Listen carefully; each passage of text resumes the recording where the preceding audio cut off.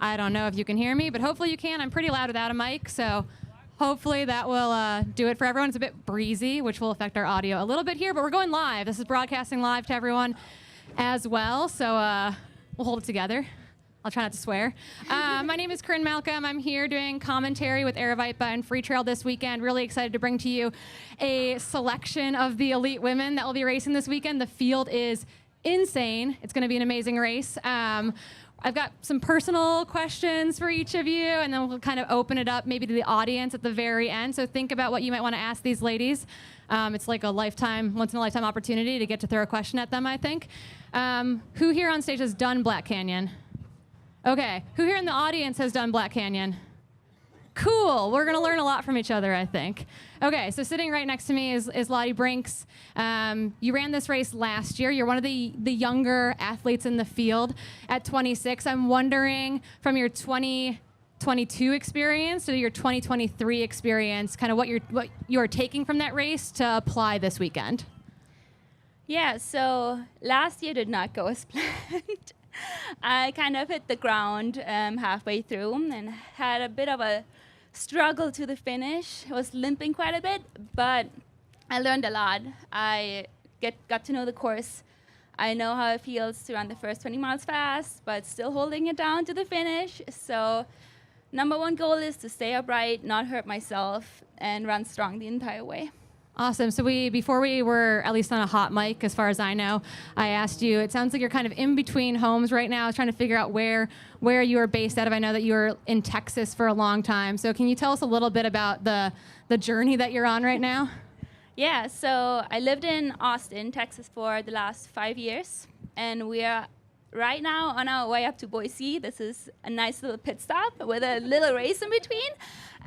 But yeah, we have two to the brim packed cars up in Prescott. So yeah, we have all of our stuff with us if anyone needs anything. But yeah, we are on our way up to Boise after this. Awesome. Yeah. So if anyone needs a pair of socks or something, it sounds like Lottie's crew's got you covered. So kind of one last question for you for right now, where I'm sure we'll come back around again, is that I got to watch you run at Javelina in 2021, and I was super impressed with your tenacity and your grit, and you and Tessa Chesser were like duking it out in the last lap. I think that this terrain suits you really well, and I'm wondering, does that bring you confidence going into this weekend and like being able to play tactics a little bit? Totally. I feel very confident in the desert. I love running here. I've been to many Aravaipa races and love Javelina, love Black Canyon. I feel very at home on those trails. So I'm coming into this race really confident, but also at the same time cautious, because those little rocks, they can get you. So yeah, but very excited. Yeah, I've kicked my fair share of rocks out there. So we're going to try to avoid that this weekend. There are lots and lots of rocks. Thanks, Lottie. So Casey, I've got some questions for you. We'll share mics here. Someone can pass. There we go. Okay, Casey, you already have a ticket into Western States, which is really exciting. You'll be going for your 9th finish there. 9th Western States finish, hopefully in June. Okay, it's a big deal. But you're here to race anyway. I know that you're trying to escape some snow, it sounds like, but I mentioned that this field is absolutely incredible this weekend, and I'm wondering kind of what inspires you to get out to a golden ticket race, even though you don't need a ticket this weekend. Since I've done this race 2 other times, I've fallen in love with it, and I just love the course, and it's great to have a break from the winter. So getting out of the snow, going into some sunshine, and being with some incredible people, that's why I came, and I'm just going to have some fun out there with everyone. Yeah, I think that there will be some camaraderie and maybe some tactics that play out there. It's quite a race to witness, and we're going to have insane live coverage this weekend. We were talking before we came up on stage about injuries, and I feel like from kind of looking at your training most recently, I'm like, oh man, Casey's back, which is really, really exciting. But I'm wondering, what you've learned over the last couple seasons we've got some bone stress injuries, we had a major hamstring surgery. What does it mean to be back racing in general right now? I feel really blessed, just knowing how injuries can come upon you, and then coming back from those. It's very challenging, but it's one of the most rewarding things to get back to where you were. And I know that a lot of people struggle with it, but it's just finding that belief and confidence in yourself that you will be back. Yeah, we're excited to watch it play out this weekend and Thank then you. again in June. Heather. Hi. Heather might be a new face to some of you. Maybe not. Mimi's a huge fan. That's great. Heather made a huge splash at Javelina back in October. Comes from a triathlon background. It's pretty cool. We're all Uber fans. Oh, thank you. No, I feel honored. I mean, I was honestly felt so honored to be asked to be up here. I was like, oh my God, you want me on the panel? Hand her a mic.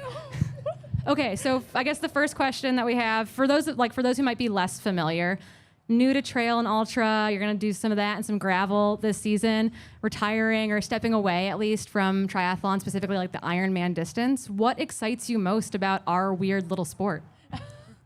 Oh my goodness. Yeah, I just, those I haven't met, I've raced triathlon for over 15 years and primarily the Ironman. So I'm used to the longer days, the 8-9 hour days. But for me, it was like, I had done the same thing for so long now. And I had just watched runners up here, runners at all these races. I've been a huge fan of the sport of trail running and have followed everyone in it. And I just felt like I kept saying, like, I want to try that one day. I want to try that one day. And I had finally gotten to the point where I had no more excuses of like, well, why haven't I tried one?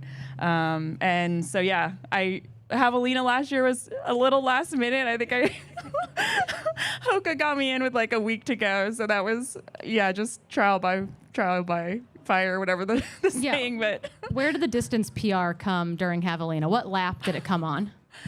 I'd only run a marathon, so. Marathon to 100-mile training program, Heather Jackson. I wouldn't recommend it. A little rough, but we're back again for a little bit shorter race this weekend. Maybe that feels a little bit comfier. You won't have to make it the final 40-ish miles this time around. But you, I mean, big, like, so cool to watch. I think you led for the first 85 miles. It was a super exciting race. I think people caught on pretty quickly as to like, oh, who is this human? But I'm wondering, you know, trial by fire, learning the ultra distance very, very quickly, so to speak. You know, what are you bringing from that Javelina experience to your second ever ultra this weekend? I know, I keep thinking about it because I'm like, I didn't have a plan necessarily going to Javelina. I wanted to enjoy it, meet so many new people out there. I didn't look at my watch. I just went out and ran, and I was like, oh, this is like a Sunday run. I went out obviously way too fast. But Very fast.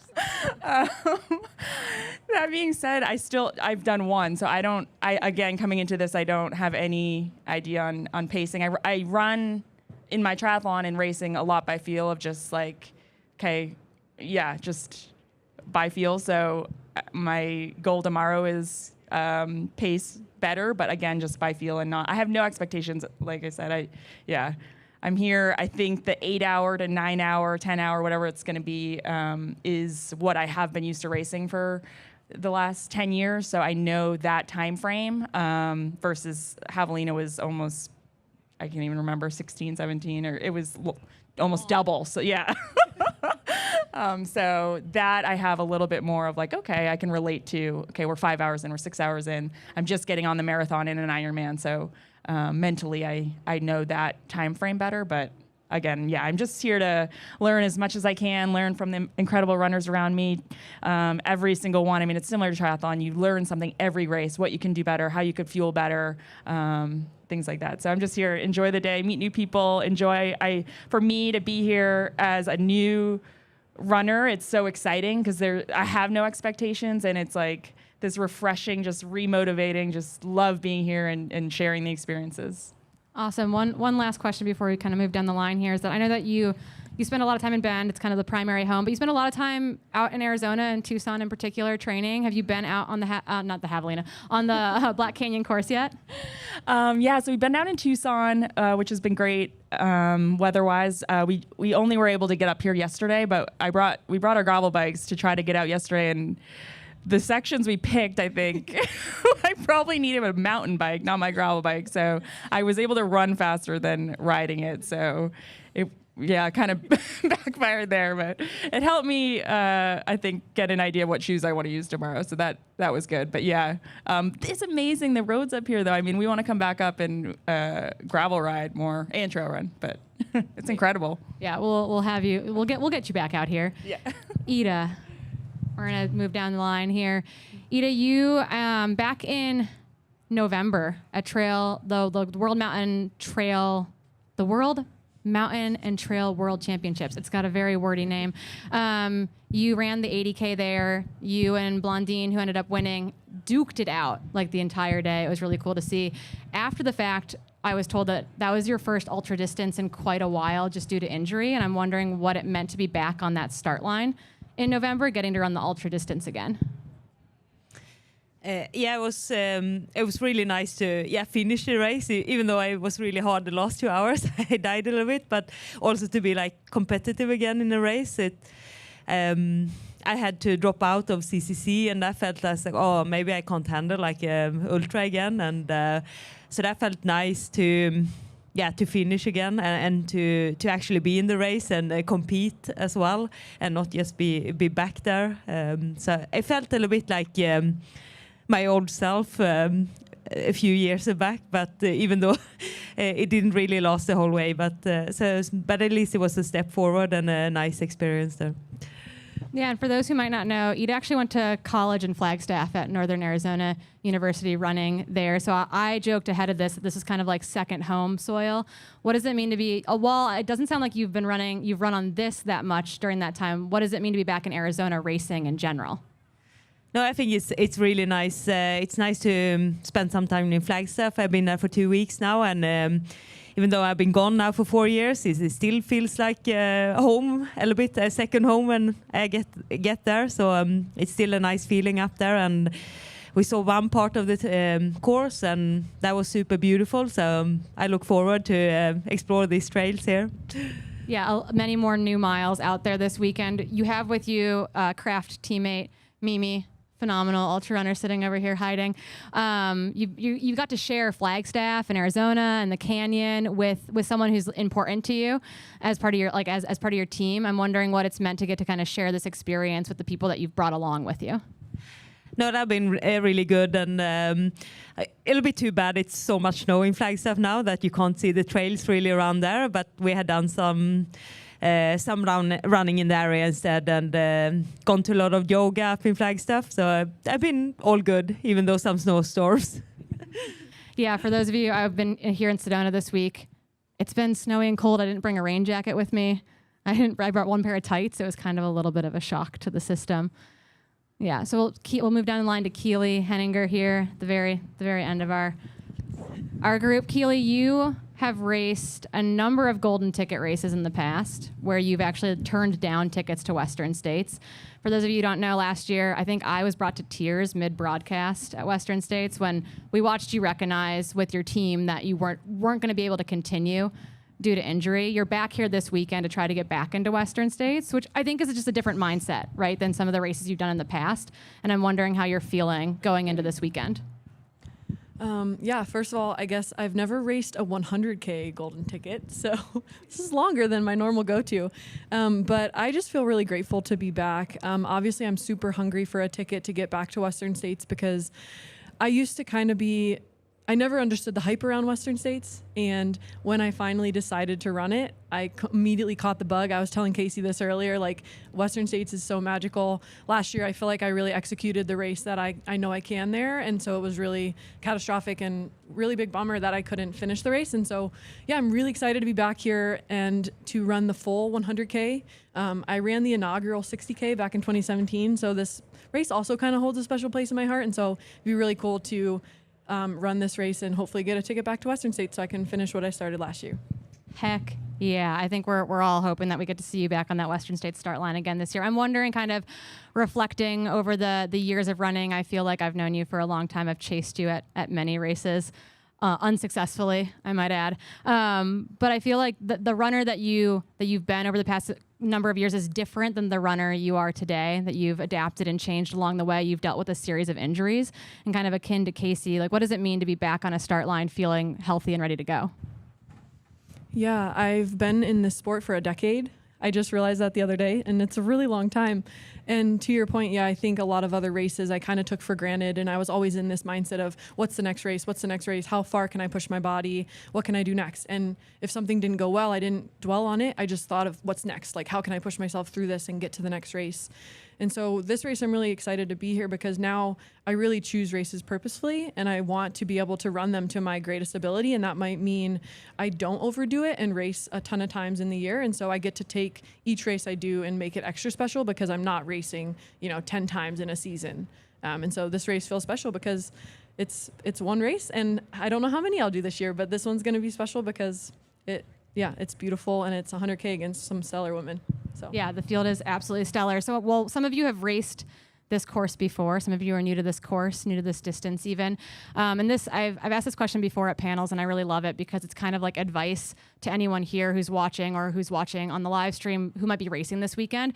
But I find that the advice that we offer oftentimes is the advice we need to hear ourselves. So I'm wondering from each of you, we'll go down the line, starting with Lottie, of what is the advice that you would give to someone towing the line this weekend? Ooh, I guess it's advice that I would give myself, which is to stay patient. 62 miles is still quite the long distance, even though it's not the big 100 miles that everyone always talks about.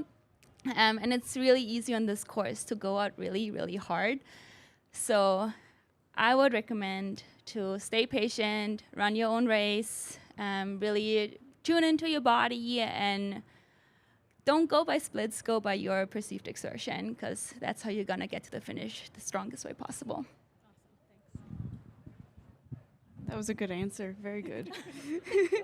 I'll take that. Also, just remember your training and believe in yourself, and just remember what you've done, and just come out here and enjoy it. It's about having fun, being around this community, and everybody's out there and cheering each other on. So don't forget to wave, smile, and have a blast out there. Perfect. I don't have advice on the distance. Yeah, I will take any advice. The only thing I can think of, and this is coming from my Ironman racing, is it's going to be freezing in the morning, and it's easy when you get out of the water and you're freezing onto the bike. You forget to fuel early on because you're so cold. So even in those first 2, 3, 4 hours when it's freezing, you want to stay on your fueling, drinking, even if it is cold out there, because it'll hit you later on. So my fake trail running advice. Ida, what do you have for us? Yeah. I don't know. It's hard. Like, I usually pick up advice on courses I haven't run before, so that's have been my strategy to be successful the first time on new race courses. So, but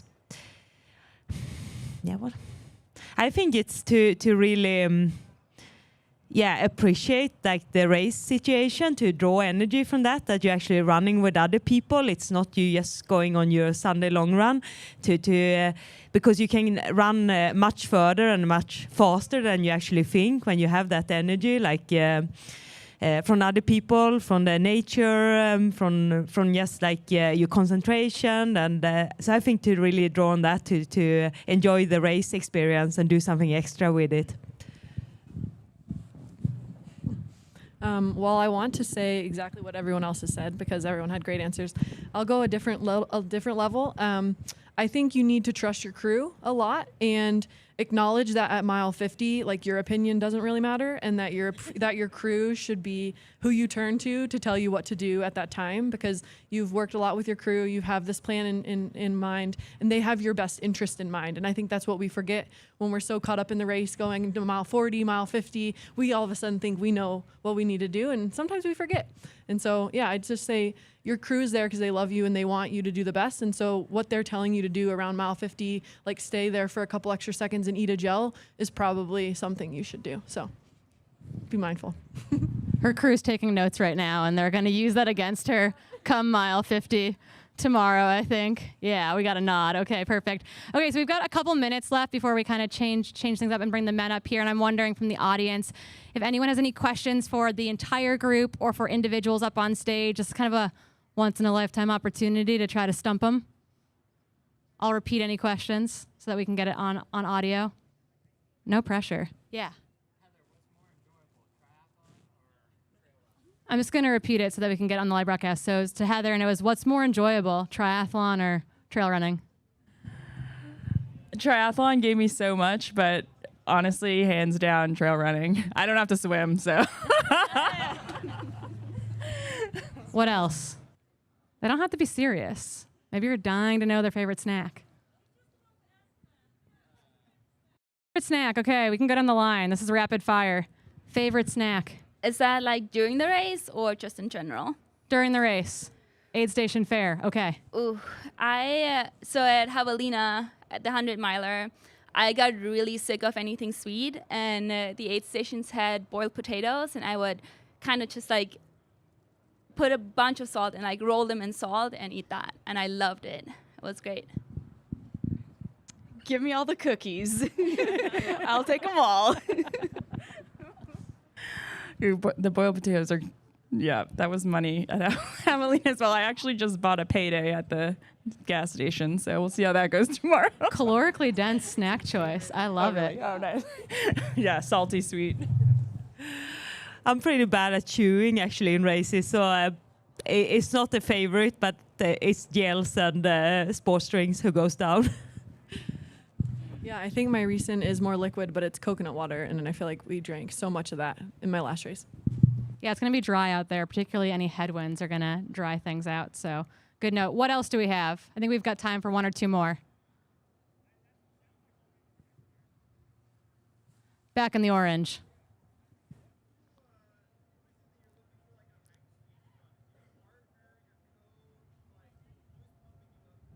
Heck yeah. Okay, so the question was, who are you looking to for a hype speech? Is it a coach? Is it a significant other? Maybe it's a teammate or someone out there? I feel pretty fortunate that I have an awesome pacer who's going to step in at mile 38, 40, Black Canyon City right here. So I'm counting on her to kick my butt in gear and get me to the finish. I'll have to say not only my coach, Jason Coop, but my best friend, Miguel. He's always talking me through everything, through all these races. Yeah, I think every race, my husband Waddy is my go-to, but I have an incredible crew here. So yeah, Paul, Robbie, and Waddy tomorrow will be my go-tos, hype men. I guess it's me because I'm usually going by myself, so it's my own fault. Yeah, I think my hype person is definitely my coach. He gets me riled up, but then I'd say my level-headed talker is my partner, Jay. So Awesome. It's like the devil and the angel on your shoulder. You got to have a little bit good cop, bad cop. I think we've got time for one more. I'm going to stump him. No? Okay. Going once. Going twice. Okay, we're going to give everyone a big round of applause. Good luck this weekend. Thank you, guys.